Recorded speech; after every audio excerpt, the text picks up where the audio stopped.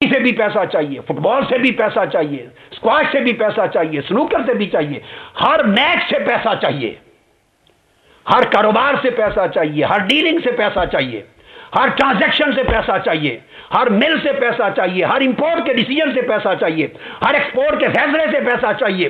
وہ لین دین کے لیے آتی ہیں۔ یہ سیاست اور انتخاب ایک انڈسٹری بن گیا ہے، یہ کاروبار ہے، اس پر پیسے لگاتے ہیں پھر کماتے ہیں۔ تو جب سیاست اور انتخاب انڈسٹری اور بزنس بن جائے، اس سے قوم کس قسم کی تبدیلی کی توقع کرتی ہے؟ کیا تبدیلی ہوگی؟ ٹیلنٹ برباد کر دیا ہے، گرومنگ نہیں ہے۔ یہ لوگ گلیوں میں ہاکی کھیلتے ہیں گلی ڈنڈا کی طرح، گلیوں میں کرکٹ کھیلتے ہیں، ان کو آج تک پلے گراؤنڈز نہیں دیے گئے، یوتھ کو ڈیولپ نہیں کیا گیا، یوتھ کی ایکٹیویٹیز کو ڈیولپ نہیں کیا گیا، حوصلہ افزائی نہیں ہے نہ کسی انجینئر کا مستقبل کے لیے، ورنہ وہ دنیا کو جدید ٹیکنالوجی دینے کے قابل ہیں، کمپیوٹر ٹیکنالوجی میں، انفارمیشن ٹیکنالوجی میں۔ ٹی وی پر آئے روز کبھی کبھی ہمارے نوجوانوں کے کارنامے بتائے اور دکھائے جاتے۔ من حیث القوم انفرادی اور اجتماعی طور پر بڑا ٹیلنٹ ہے، مگر اس ٹیلنٹ کو ڈیولپ کرتی ہیں قومیں کس طرح؟ ان کی سیاسی قیادت کے ذریعے۔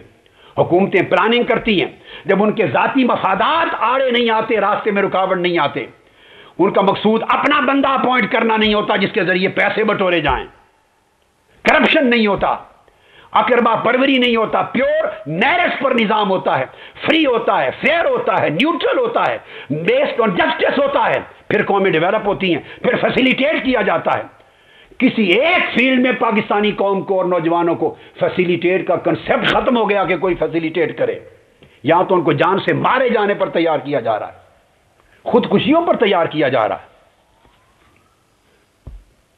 چونکہ جب الیکٹ ہو کے یہ لوگ آتے ہیں تو 5 سال تک صرف ان کی دھیان اپنے اقتدار کو بچانے پر لگی رہتی ہے، اور یہی حال میں ایک اعلان کرنے والا ہوں، بڑا امپورٹنٹ، میری بات نوٹ کر لیں، میڈیا بھی نوٹ کر لے، عوام بھی نوٹ کر لیں، اور نوجوان میرا میسج 17 کروڑ عوام میں سے ایک ایک شخص تک پہنچا دیں، آج کی بات لکھ لیں، اور آنے والے الیکشن کے نتائج جب آ جائیں تو میری بات کو یاد کریں۔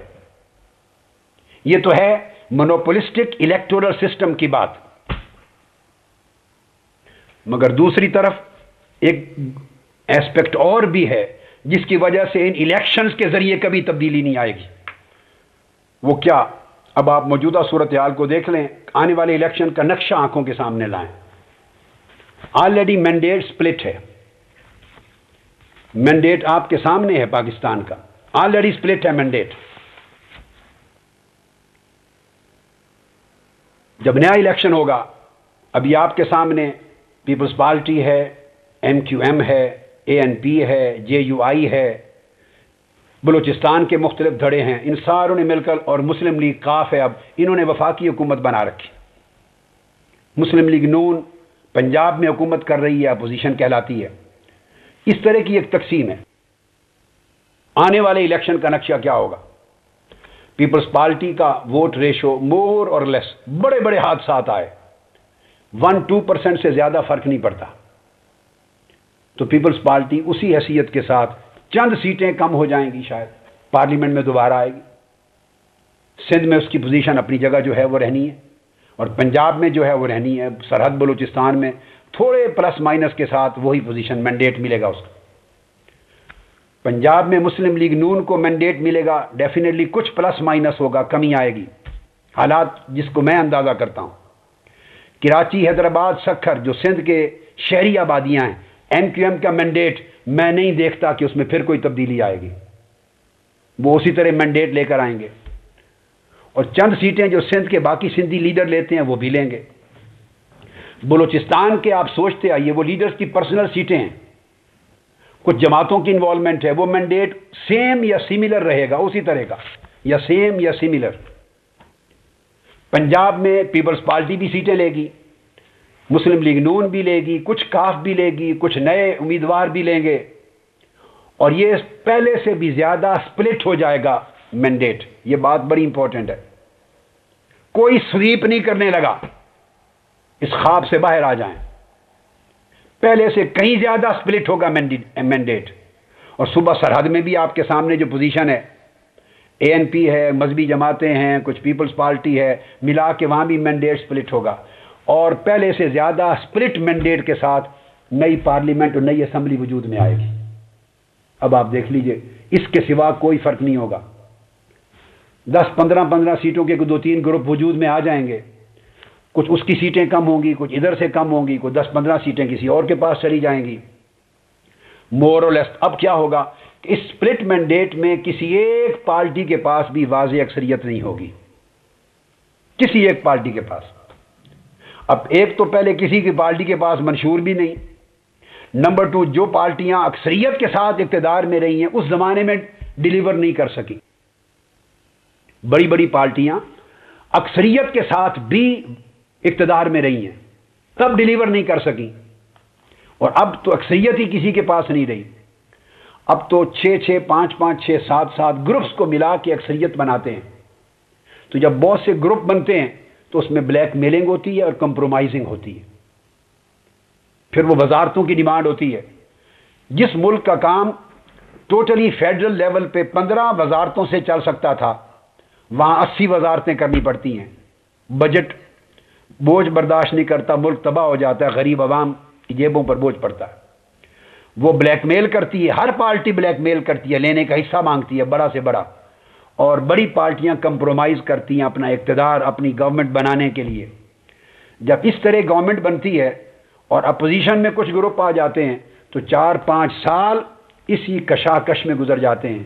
اقتدار والا جو کولیشن ہے وہ اپنے اقتدار کو بچانے کے لیے ساز باز، توڑ پھوڑ اور انٹریگز کرتا رہتا ہے، اپوزیشن اس کو گرانے کے لیے ساز باز اور جوڑ توڑ کرتی رہتی ہے۔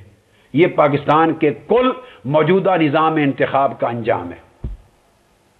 اگر آپ اس سے مختلف کوئی منظر دیکھ رہے ہیں تو یہ آپ کی بھول ہے، اس سے مختلف نہیں ہوگا اور سپلٹ ہوگا، اور جب سپلٹ مینڈیٹ آئے گا اتنا زیادہ تو اسٹیبلشمنٹ کو پھر کھیل کھیلنے کا موقع ملتا ہے، جوڑ توڑ میں اس کا پھر دخل ہوتا ہے، وہ اپنی مرضی سے لوگوں کو جوڑتے ہیں، ملاتے ہیں، اور اگر ان کی براہ راست مداخلت اتنی نہ بھی ہو تو آفٹر آل گورنمنٹ تو بنانی ہے، اکثریت کسی کے پاس نہیں، تو مختلف دھڑے ملتے ہیں، وہ ان کا اتحاد مفادات کا اتحاد ہوتا ہے، قومی ترجیحات پر نہیں، اپنے مفادات پر۔